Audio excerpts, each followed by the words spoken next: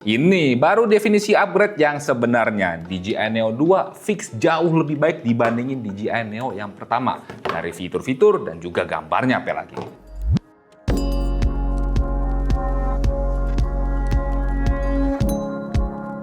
Selamat datang di channel ST Media dengan gua Skavito. Dan di video kali ini gua pengen sharing experience gua menggunakan DJI Neo 2 yang katanya itu ramah buat pemula. As you guys know, kalau sering nontonin ST Media tau lah gua itu tidak jago buat nerbangin drone. Main juga hampir nggak pernah, paling pas kalau kita lagi ngetrip doang. Ya tapi kalau nerbangin doang mah bisa gitu ya, gampang, tinggal take over aja selesai nerbangin doang. Tapi gue tidak expert seperti Erwin.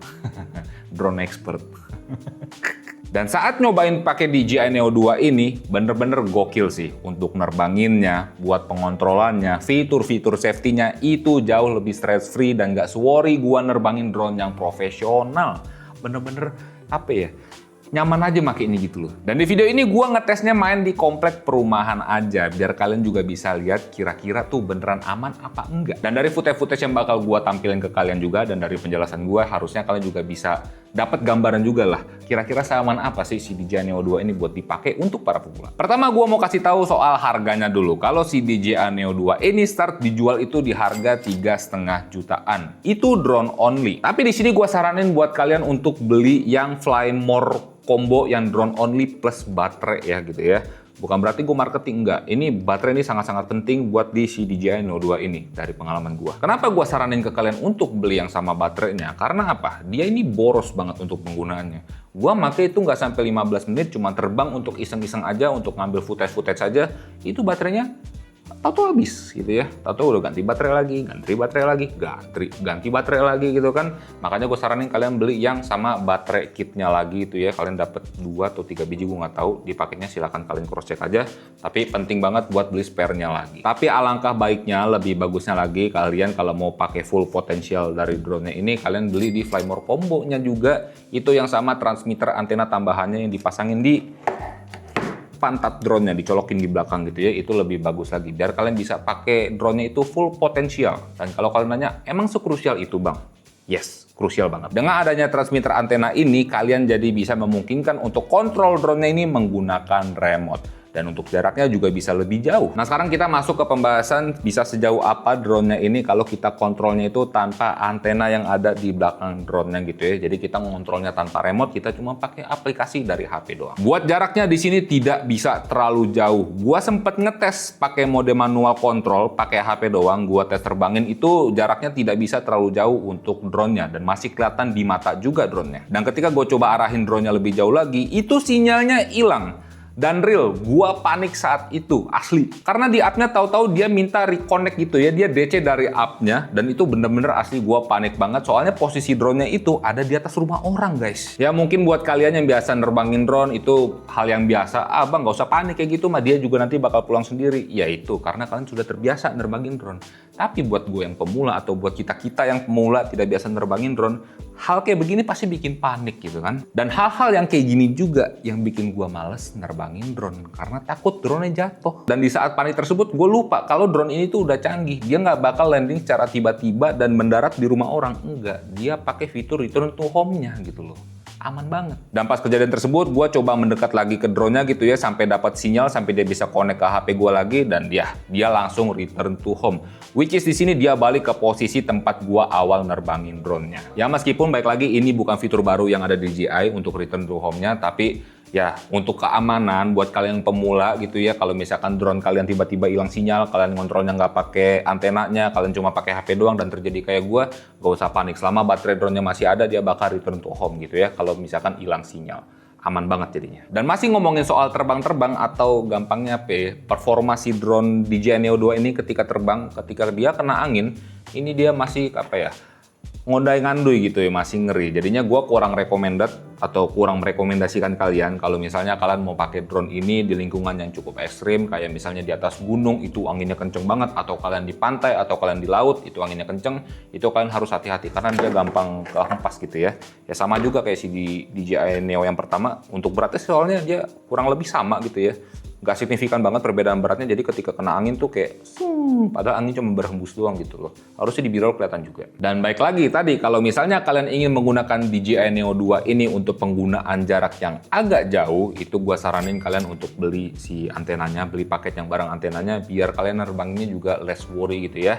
Jangan nekat pakai HP doang terus kalian terbangin cukup jauh gitu loh. Minimalisir resiko aja. Nah, sekarang kita masuk ke pengontrolan dari drone-nya. Untuk pengontrolannya ini bisa lewat drone-nya untuk sekedar quick shot aja dan juga ngatur beberapa mode pengaturan aja. Dan di sini kalian bisa ngatur itu lewat tombol-tombolnya yang ada di bagian bawah sini dan ada layar juga di bagian depan untuk melihat mode yang kalian pakai. Tapi kalau kalian mau lebih versatile lagi untuk pengontrolannya ya kalian bisa konekin aja ke aplikasi DJI Fly-nya. Kalian mau download di Play Store atau di App Store itu ada. Koneknya juga gampang banget. Dan kalau kalian beli drone-nya itu kan dia bakal minta aktivasi lewat app-nya ya. Nah, itu kan juga bikin aplikasinya jadi wajib banget buat kalian download untuk aktivasi drone-nya. Buat konekinnya juga gampang banget. Kalau kalian belum punya akun, tinggal register aja, tinggal asyik, allow aja udah silakan tinggal pakai buat aplikasinya. Pengontrolannya semua di situ lebih lengkap. Kayak contohnya di sini untuk ganti-ganti mode, untuk merubah-rubah custom di dalam modenya juga kayak jarak dan sebagainya atau ganti resolusi itu bisa lewat aplikasinya aja.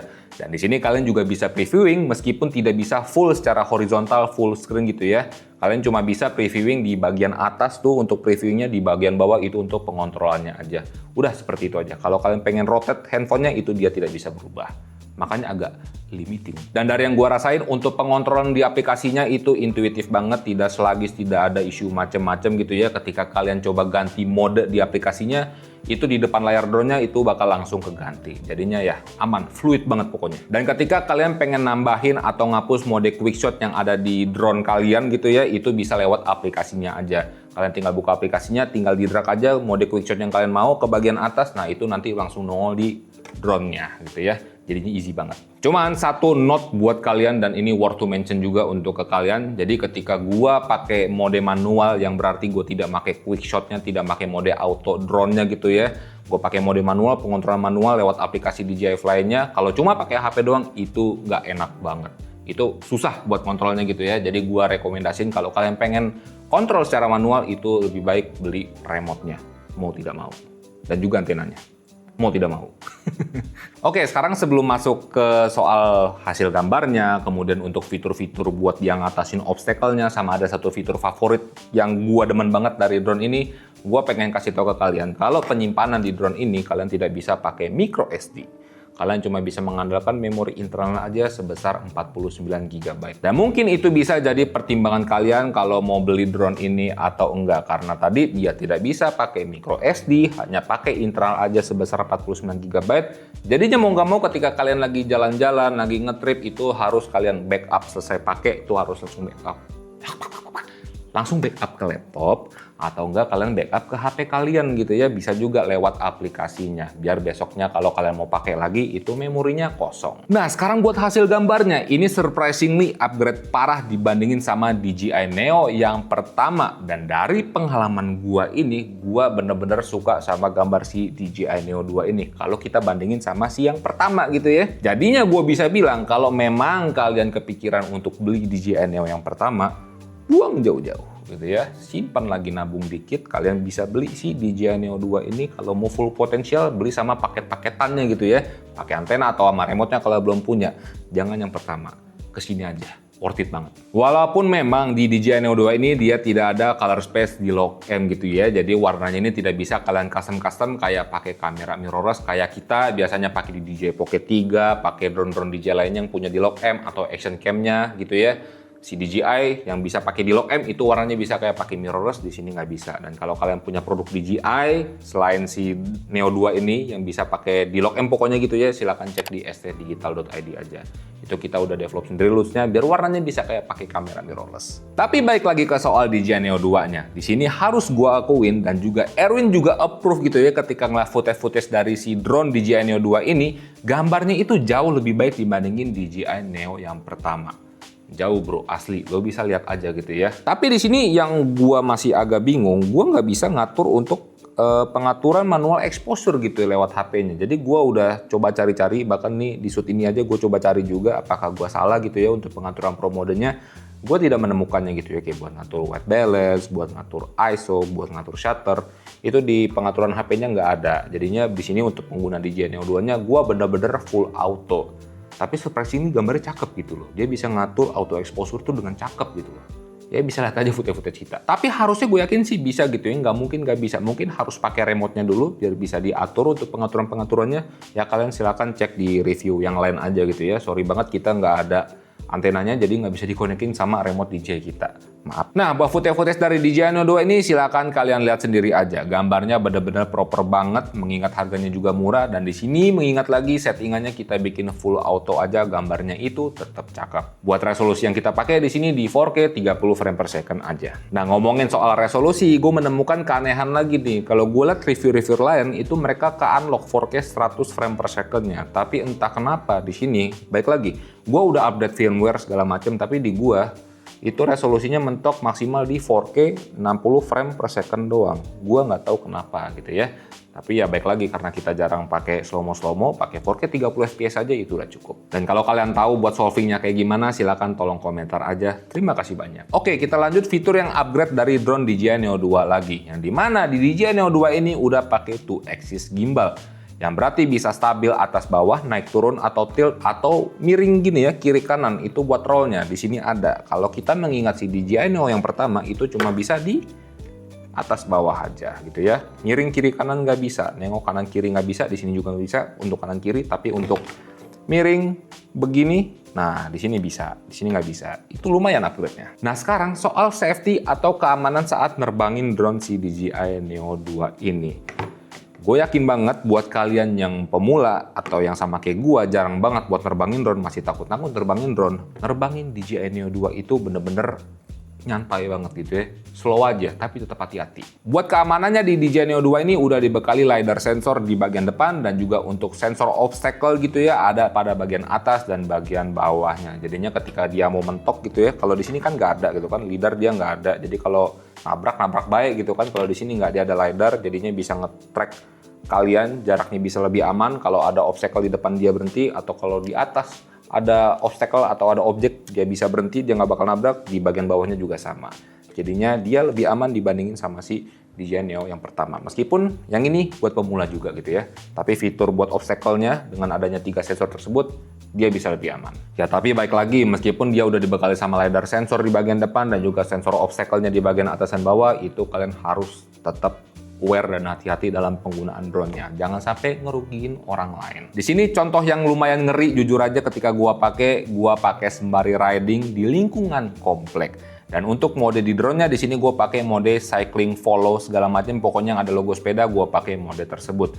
Dan kalau misalnya kalian mau pakai outdoor sembari riding pakai drone ini sebenarnya bisa-bisa aja. Tapi satu note yang paling penting adalah hati-hati. Jangan sampai kalian ngerugiin orang lain, ini ketabrak sama orang, pasti itu orang yang bahaya. Drone ini jatuh pun nggak masalah menurut gua. Kalau misalkan orang udah celaka gara-gara kalian mainin drone-nya, itu yang bahaya. Dan yang kedua juga kalian tidak bisa terlalu cepat karena following drone-nya ini dia tidak bisa terlalu fast gitu ya. Ya nyantai-nyantai aja bawa motornya atau bawa sepedanya. Dan balik lagi ke case gua gitu ya, gua pakai di lingkungan komplek di perumahan yang resikonya adalah bisa nabrak mobil yang lagi parkir, bisa nabrak mobil lewat atau motor lewat atau nabrak tetangga atau nabrak rumah tetangga gitu ya. Tapi di penggunaan gua itu so far aman gitu ya. Gokil banget drone nih. Tapi ya baik lagi, memang aman kalau kalian lihat gitu ya, si Wowo pakai DJI Pocket 3 itu ngerekamin drone-nya bergerak kiri kanan memang ngeliatnya ngilu, tapi dia tuh bisa ngira-ngira drone-nya gitu loh. Buat belok, buat mundur, dia ngindarin mobil seng gitu ya, ngindarin motor juga dia still di tengah karena tahu ada motor mau lewat mungkin gitu ya, itu dia tetap aman juga. Tapi ya baik lagi, ini gue ulang-ulang terus, harus hati-hati, jangan sampai kalian praktekin ini di jalanan itu ngerugiin orang lain. Asli dah, gue takut banget dah kalau kalian praktekinnya itu tanpa precaution gitu loh. Hati-hatilah pokoknya lah. Dan dari pengalaman gue tadi, gue bisa bilang untuk performa trackingnya, mungkin karena dia udah dibekali LiDAR sensor juga, dia bisa nge-track subjeknya dengan baik, which is gue lagi bawa motor, itu nge-tracknya cakep banget, nempel ketika gue ada di pinggir frame gitu ya, dia bakal berusaha tuh gimana caranya frame gue ada di tengah lagi, guanya ada di tengah frame gitu loh. Jadinya cakep banget buat performanya. Oh berarti drone-nya zero mistake dong bang? Ya nggak juga gitu ya. Namanya flaws mah masih ada juga. Either dari drone-nya, either dari gue-nya juga. Kalau di case ini, guanya yang salah. Karena apa? Kan tadi gue bilang ya, dia gimana caranya nih si drone ini buat ngejaga framing gue itu tetap di tengah, tetap oke gitu kan buat framingnya. Nah ketika gue belok mau balik ke rumah, itu dia ngorbitnya tuh terlalu jauh. Dia ngebelok begininya terlalu jauh sampai pada akhirnya kan dia nggak ada buat detek samping gitu kan. Dia main miring-miring aja, trak, nabrak pohonan rumah orang gitu ya. Bukan pohonan sih, kayak pagar daun lah. Bagusnya nabrak pagar daun, bukan nabrak kaca gitu kan. Dia nabrak, jatuh gitu kan. Ya, tapi baik lagi, itu human error karena guanya kurang perhitungan. Makanya tadi gue bilang, tetap harus hati-hati meskipun fiturnya udah canggih. Dan kalau kalian cuma pakai buat moving-moving aja, pakai mode followingnya, ini sih udah enak banget, parah banget enaknya gitu ya. Kalian bisa atur arah followingnya juga, mau dari depan, belakang, samping, atau agak nyerong, itu bebas. Ya udah, nih drone bakal nge-track pergerakan kalian dengan akurat. Ya tadi, meskipun ada obstacle juga, kayak contohnya di video ini kayak ada pohon-pohonan, ada dedaunan, ada ranting, ada ayunan juga, itu bisa dia hindarin dengan cukup perfect. Gua sambil lari juga dia tetap nge-track pergerakan gua dengan baik. Ya jelas gitu ya, dipakai riding aja dia bisa nge-track, apalagi cuma buat following sembali jalan. Following kayak lagunya siapa ya? Maroon 5 ya? Following to you. Apa sih deh. Dan masih ngomongin soal followingnya, di sini ada satu fitur yang bikin pengalaman kalian ketika pakai mode following di drone DJI Neo 2 ini bener-bener canggih parah gitu ya. Yaitu apa? Fitur hand gesture controlnya. Gak cuma buat mendaratin di tangan doang, tapi hand gesture-nya ini bisa dipakai untuk kontrol drone-nya. Mau ke kiri, mau ke kanan, mau ke atas, mau ke bawah, itu bener-bener fluid banget. Selama tidak ada obstacle di kiri kanan kalian. Itu bener-bener mau ke kiri kayak lo mau giniin, ke kanan gitu ya, baik lagi, itu bebas. Yang penting nggak ada obstacle, itu bener-bener fluid banget. Yang jadinya kalau misalnya kalian lagi hand gesture-nya itu terlalu berlebihan, begini seret, itu di sampingnya ada obstacle, ada tembok, dia nggak bakal langsung nabrak tembok, nggak bakal ngikutin kebodohan kalian gitu ya. Dar, nabrak, nggak, dia bakal berhenti. Karena tadi ada sensornya yang bakal ngebaca, set, dia bakal berhenti gitu loh. Dia nggak bakal maksain buat terus maju. Dan di sini gue contohin si drone-nya ini, gue coba pakai hand gesture controlnya, itu gue coba tabrakin ke WoWo, itu drone-nya nggak mau nabrak WoWo gitu ya. Jadinya sangat-sangat pinter, nggak bakal ngikutin kejahatan-kejahatan pikiran kalian gitu loh. Jadinya kalau misalnya kalian mau pinjemin drone ini ke anak kalian, adik kalian, sepupu kalian yang masih bocah-bocah, ketika mereka iseng gitu ya mau nabrakin drone-nya ke orang, mau tabrakin lah ke mama, set. Nah itu drone-nya nggak bakal nabrak, dia bakal berhenti. The best. Kalian bisa lihat lagi aja footage gua ketika gua pakai drone DJI Neo 2 ini menggunakan hand gesture controlnya. Gua gerakin ke kanan, ke kiri, ke atas, ke bawah gitu ya. Kemudian gua arahin ngelewatin ayunan, dia bisa dengan smooth ngelewatin rantai dari ayunannya. Kalau misalnya dia nggak nge-feel buat sensornya ngelewatin ayunannya, dia bakal lewat atas ayunannya. Jadi bener-bener tidak worry, to use banget. Jadinya secara kesimpulan kalau kita ngomongin soal keamanan yang ada di DJI Neo 2 ini bener-bener safety banget. Kayak yang pertama tadi gue bilang, ketika kalian terbangin pakai HP doang, hilang sinyal, jangan takut dia nge-landing di sembarang tempat, dia bakal return to home asal kalian baterainya kalau habis gitu ya, tidak dipaksain, nah dia bakal balik lagi return to home di tempat dimana kalian nerbangin awal, itu udah terbukti aman gitu ya. Kemudian yang kedua adalah tadi perihal menghindari obstacle-nya. Dia udah dibekali 3 sensor gitu ya. Ada bel, sorry. Yang pertama ada LiDAR-nya, kemudian ada sensor di bagian atas dan bagian bawah. Gua udah tes buat menghindari obstacle-obstacle yang ada. Ya dia bisa menghindari cukup baik. Ya walaupun tetap kalau untuk flaws-nya masih ada, apalagi human error kayak gue tadi naik motor kurang perhitungan, dia ngorbitnya terlalu jauh, nabrak pohonan tetangga gitu kan. Dan juga kalau misalkan kalian nabraknya selagi tidak terlalu ekstrim kayak cuma nabrak tembok gitu kan, dia aman gitu ya. Propellernya ini elastis, jadi dia nggak keras, ngebatang keras gitu ya, elastis. Jadi kalau nabrak jatuh itu membal jadinya gitu loh, nggak patah jadinya. Tapi kalau misalnya kalian kurang hati-hati, nabraknya itu lagi motor lagi lewat, mobil lagi lewat, drone-nya pasti hancur gitu kan. Tapi yang paling bahaya adalah kalian membahayakan orang lain.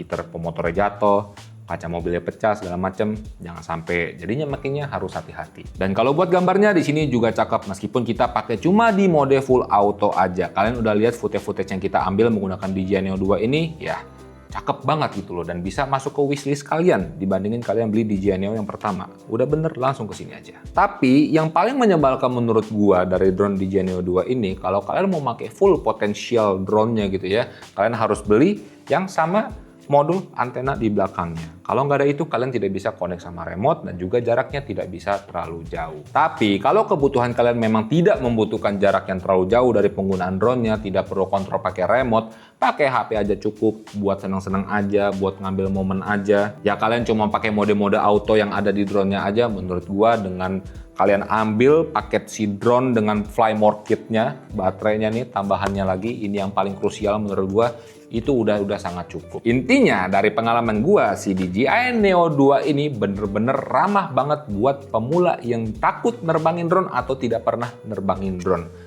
Approve gua gitu ya, karena gua tidak bisa nerbangin drone secara proper, masih takut-takut. Ketika pakai drone ini, gua tidak takut sama sekali, awal-awalnya doang. Dan buat kalian yang udah kepikiran buat beli DJI Neo 2, DJI Neo yang pertama gitu kan, harganya murah, DJI Neo pertama aja mau beli. No, jangan.